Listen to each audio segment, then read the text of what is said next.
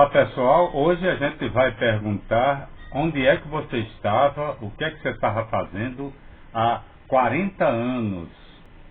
Essa pergunta é importante porque ontem completou aí 40 anos do processo de redemocratização do Brasil, né, ocorrido aí em 85, 15 de março de 85, quando o ex-presidente José Sarney tomou posse, ainda de forma provisória, da presidência da República depois de um longo período de ditadura militar aqui no Brasil. São 4 décadas de regime democrático sem muitas perturbações, a não ser que você considere o golpe que foi dado na ex-presidenta Dilma, né, golpeada, tirada da presidência da República de forma ardilosa pelos opositores. Mesmo assim, aquele golpe contra Dilma não pode ser considerado pelos historiadores, pelos sociólogos, pelos cientistas políticos como um golpe de Estado e também uma quebra do regime democrático, porque o impeachment aplicado na presidenta Dilma no segundo mandato está previsto na Constituição brasileira.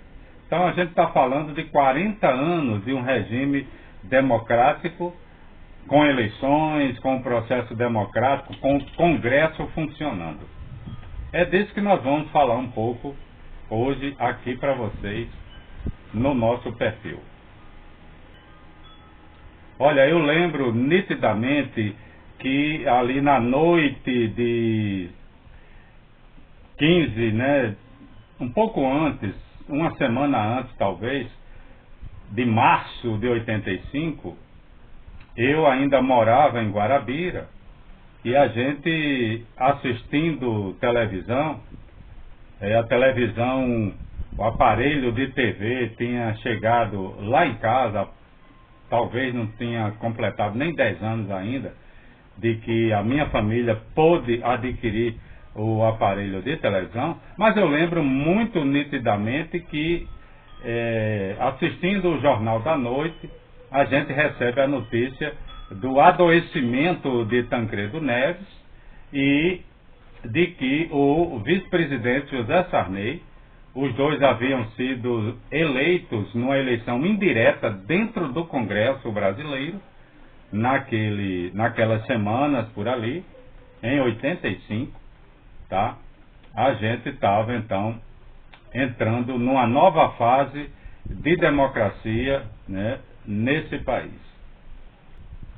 Bem, no ano seguinte, 86, a coisa já estava um pouco mais consolidada e foi o ano em que eu pude realmente vir morar em João Pessoa, já que eu havia sido aprovado para o curso de comunicação social. Eu vim fazer jornalismo no primeiro semestre de 86, tá? E foi aí quando eu passei a residir efetivamente aqui na capital da Paraíba a partir desse ano.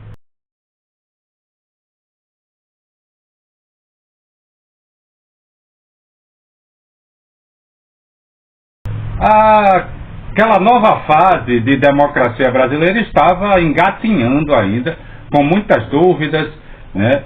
Muita gente eleita de forma indireta no Congresso, não tinha acontecido ainda uma eleição onde o povo pudesse votar diretamente, mas era o engatinhar da devolução do processo democrático aos brasileiros e às brasileiras naquele momento.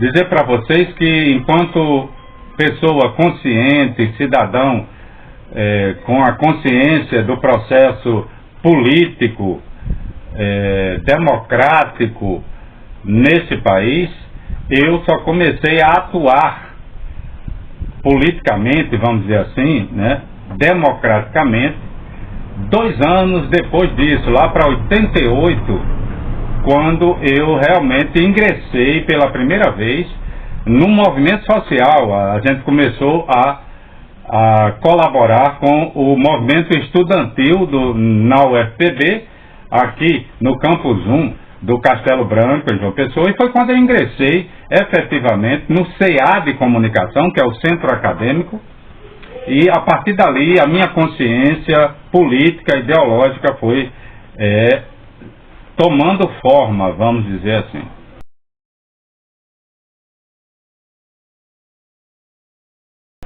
Tá? Eu tive aí mais uns 2 ou 3 anos de atuação no movimento estudantil, tá bom? E aí quando foi 91 para 92, eu saio diretamente do movimento estudantil, inclusive DCE também, para o movimento sindical, né? Atuando diretamente com a diretoria do Sindicato dos Jornalistas Profissionais da Paraíba, onde eu comecei a atuar e logo em seguida eu assumi a Secretaria-Geral do Sindicato dos Jornalistas aqui da Paraíba.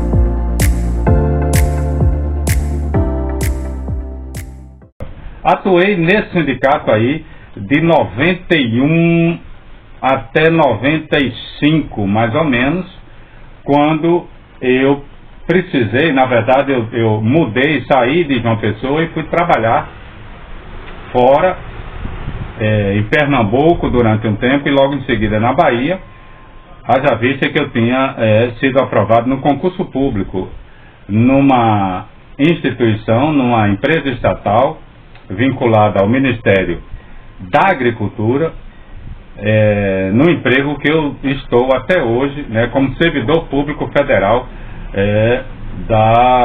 na República Brasileira.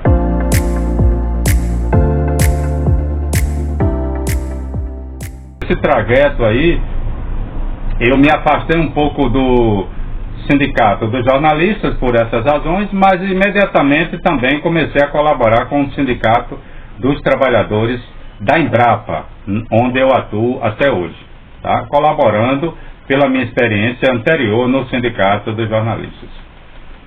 Eu fiquei na Bahia durante 7 anos, tá? E lá na Bahia eu também tive a oportunidade de começar a colaborar e a participar e também tomar consciência negra, consciência da minha origem afro-brasileira, né, afro-paraibana, de um homem negro com origens, né, com a ascendência, com ancestralidade africana, tá? E lá na cidade de Cruz das Almas eu também pude colaborar com um núcleo inicial de um movimento negro na cidade, em que nós discutíamos inicialmente a saúde da população negra, e foi um núcleo gerador de primeira entidade, vamos dizer assim, primeiro coletivo, uma primeira entidade, um primeiro coletivo atuando na questão da negritude, da luta antirracista, lá na Bahia, no recôncavo baiano. Tá? Uma experiência muito rica, por sinal, que me deu a clareza, né? E para os amigos e amigas do movimento negro, me deu a escureza de entender o que é uma pessoa negra no Brasil.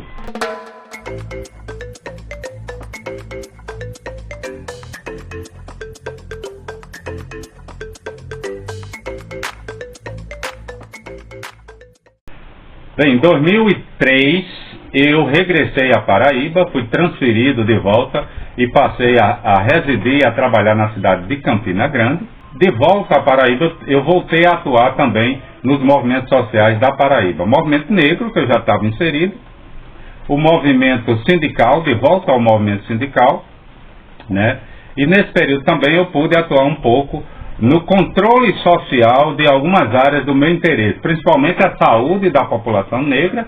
Eu participei do Conselho Municipal de Saúde aqui em João Pessoa e logo em seguida também atuei no Conselho Municipal de Saúde na cidade de Campina Grande, tá? A partir aí de 2006, 2005, sabe, 2010, por aí, nessa fase aí, muito atuante no controle social, primeiro na saúde, depois eu consegui também colaborar com a questão da segurança alimentar, atuei durante um bom tempo no Conselho Estadual de Segurança Alimentar do Estado da Paraíba, tá certo? Até pela minha vinculação com o trabalho na empresa de pesquisa agropecuária, então eu tenho muita informação também nessa área, uma atuação e uma experiência, e colaboro com a questão principalmente da segurança alimentar, tá certo?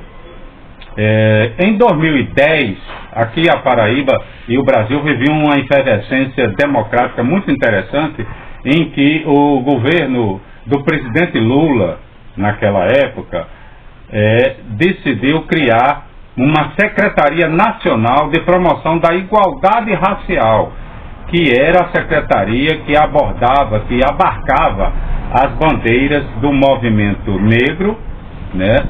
E nós participamos de todo esse processo, e aí eu comecei também a atuar nacionalmente em Brasília, colaborando com essa Secretaria Nacional que recentemente, na retomada agora do Lula 3, a Secretaria foi transformada efetivamente em Ministério da Igualdade Racial, hoje comandado pela companheira Aniele Franco, né, que tem raízes aqui na Paraíba e é irmã da vereadora assassinada no Rio de Janeiro por questões da sua militância, inclusive, a Marielle Franco. Essa história todo mundo conhece, e a gente tem essa atuação também no controle social para a promoção da igualdade racial. Eu digo isso com muita satisfação, porque aqui na Paraíba eu me tornei o primeiro presidente do Conselho Estadual de Promoção da Igualdade Racial, que foi um conselho criado aí no último governo do ex-governador José Maranhão, e a gente conseguiu dar início a essa organização, a esse conselho, dentro daquele escopo que o governo tem, né, de conselhos que ajudam o governo a pensar políticas públicas em várias áreas. E eu consegui então colaborar nessa área,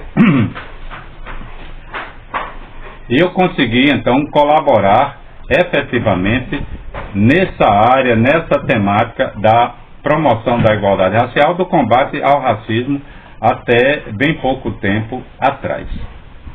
Além disso, minha gente, eu, nos últimos anos também, depois que eu voltei à Paraíba, eu me candidatei já 3 vezes a uma vaga, né, nos parlamentos.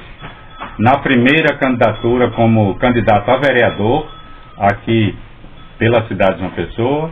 Em seguida, como candidato a deputado estadual, nessas 2 primeiras experiências pelo Partido dos Trabalhadores, tá? E na última eleição, né, a gente, na eleição anterior a essa, que elegeu o presidente Lula novamente, naquela eleição em que Fernando Haddad concorreu com aquele senhor, que eu nem prefiro até nem falar o nome aqui, para não poluir o vídeo, né? Naquela eleição eu concorri a deputado federal, aí já pelo partido Rede Sustentabilidade. Bem, eu estou fazendo todo esse apanhado, essa retrospectiva da minha trajetória, porque se não houvesse democracia nesse país, essa trajetória nem teria existido. Você imagina um homem negro vindo do interior, né, tentando a vida na capital, entrando nessas searas da política, dos movimentos sociais. Seria impossível se nós não tivéssemos um regime democrático que garantisse o direito de todos os cidadãos e das cidadãs de participar efetivamente da vida efetiva, de propor né? Mesmo sem ser eleito, muitas das minhas proposituras, das cartas-programas que eu elaborei com o meu grupo, foram adotadas pelos que foram eleitos a posteriori. Eu continuo colaborando com a bancada de esquerda aqui na Paraíba, principalmente na Assembleia Legislativa e também na Câmara de Vereadores. Então, só para dizer a vocês que nesses 40 anos de vida democrática desse país, eu me sinto muito orgulhoso de ter participado efetivamente como cidadão consciente, como cidadão ativista que sou, nesse processo de redemocratização. Sabe? É uma garantia que nós não podemos abrir mão, por motivo algum, da democracia, seja qual for o argumento.